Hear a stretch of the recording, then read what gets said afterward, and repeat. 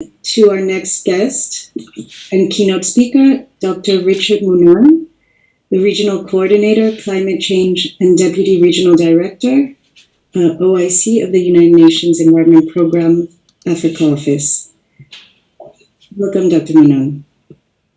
Yeah, thank you very much, Catalina, and thanks to everyone who is present and the representative of member states and dignitaries.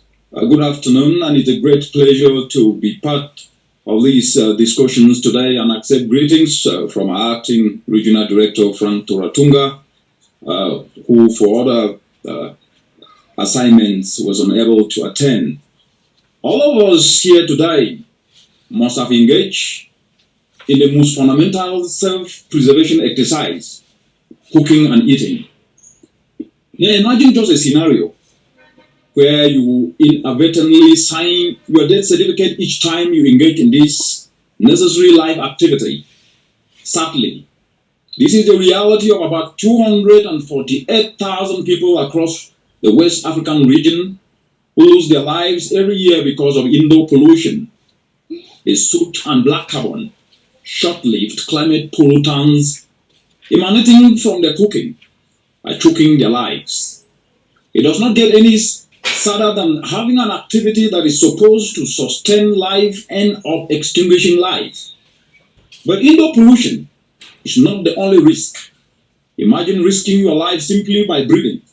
An estimated 1,200 people in West Africa region's lives prematurely are lost simply for breathing ambient air. Ambient air pollution emanating from the transport, waste, and industrial sector is a leading risk factor. The economic cost of this risk exceeds $1 billion each year. Closely related to pollution is climate change because the significant sources of greenhouse gases are also significant sources of air polluting emissions. For example, an estimated 80% of the population uses unclean biomass for cooking. This practice, however, degrades forests, resulting in increased land-based emissions and reduced capacity of forests to buffer against the high-intensity weather events, such as floods. A 30-year satellite study has found that West Africa is experiencing a 30 to 100% increase in storm intensity because of increased forest degradation. This is an issue that we cannot take lightly, and this has increased many storms than was experienced 30 years ago. And this reality means that air pollution and climate change needs to be addressed together. Last year at COP26, the Global Methane Pledge was launched. Participants joining the pledge have agreed to take voluntary actions to contribute to a collective effort to reduce global methane emissions by at least 30% from 2020 levels by 2030, which could reduce over 0.2 degrees of the estimated global warming by 2050 and generate significant health food security benefits. This call for an integrated approach, integrated strategies that sustainably reduce these short-lived climate pollutants, climate adaptation benefits also achieved. Accordingly, I work within the Climate and Clean Air Coalition, a global coalition of more than 150 state and non-state partners committed to taking action on short-lived climate pollutants seeks to answer one fundamental question: what strategies are most effective at reducing short-lived climate pollutants, including methane, and achieving simultaneous climate change and health benefits for a particular country or continent? Our deliberations today will be to answer this fundamental question. We will hear about experiences from Ghana, Nigeria, Cote d'Ivoire, Benin, and Togo to include short-lived climate pollutants in their updated NDCs. Among other experiences we can learn from them. As we get underway, three core factors need to form the pillars of our deliberation. First, our actions must align with achieving a just transition within the framework of net zero commitments. And I will illustrate this with an example. Nigeria, the largest economy in this sub-region, and Africa lose over 97,000 acres of its forest in 2020 alone, largely driven by charcoal cooking. At the same time, over 200,000 lives were lost in 2016 because of household air pollution. In addition, despite having 2.7% of the global population, the country contributes a mere 0.36% of global carbon dioxide emissions. These facts alone make the just transition away from charcoal and biomass an urgent imperative. To do this, the country that has pledged to achieve net zero emissions by 2060, which is a fossil fuel exporter and holds the 9th largest natural gas reserve globally, can invest in natural gas as a transition fuel as opposed to expanding fossil fuel subsidies on kerosene. Part of the $7 billion expended on these subsidies can go to investing in clean energy sources in natural gas, for example, as a transition fuel, which can reduce up to 42% fewer emissions or nearly all types of air pollution and carbon dioxide than burning coal or petroleum products to produce an equal amount of energy. The second is we must tap the informal sector investments to drive this just transition. Charcoal burning is a significant livelihood activity in West Africa.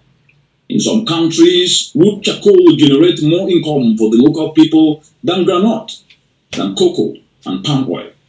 How incentives can be put in place to redirect investments of these informal sector actors to prioritize cleaner, more affordable alternatives, such as fuel briquettes and biogas, needs to be a critical aspect that you should be able to discuss also today. And that takes me to the third point, which is we must build on already established successes, from instituting national air quality standards and regulations to acting in key sectors that are leading sources of short-lived climate pollutants, transport, open air waste burning, indoor pollution, and industry in all these countries in the region have put in place actions, programs, policy, laws, and regulations to improve air quality and combat short-lived climate pollutants. For example, 5 out of the 17 countries in the sub-region have established ambient air quality standards. 3 countries have invested in expanding public transport, and some have enhanced vehicle emission standards to minimize transport emissions. Other countries have legislation prohibiting open burning of waste and vegetable residues, in addition to policies and legislation for municipal waste collection and management, all to minimize waste emissions. 3 countries in the very region have put in place incentives to increase investments in energy efficiency, clean technology, renewable energy, and pollution control towards reducing industrial scale emissions. All these are already ongoing actions that need to be looked into detailedly, so the actions of this program target bridging gaps to further enhance these successes and cross-hybridize and share lessons between countries. In addition to your deliberations today, deliberating the above aspects, we will also hear preliminary results from the forthcoming Ccac Africa Assessment of Air Pollution and Climate Change Mitigation, focusing on short-lived climate pollutants, emission reduction pathways. This assessment will identify key actions that countries in the region can take to maximize benefits for our health while mitigating climate change and increasing our adaptation and resilience to its impacts. The assessment is being undertaken as a partnership between Ccac, African Union Commission, SEI, and Union Regional Office for Africa. I'm looking forward to the presentations and discussions that will be presented by countries to advance implementation opportunities for reducing short-lived climate pollutants in West Africa, and to work together towards a regional approach to scale of action. I thank you. Thank you very much, Dr. Munang, for your words. Very inspiring, and also highlighting the challenges that need to be addressed, but also the actions that are already underway in the regions. And just for all participants to know, as you know, the Climate and Clean Air Coalition is hosted at the United Nations Environment Program. So we do seek to further, regional collaboration with the support of UNEP's Africa office. So thank you very much, Dr. Munang, and we too hope that you can stay as much as you can during this event.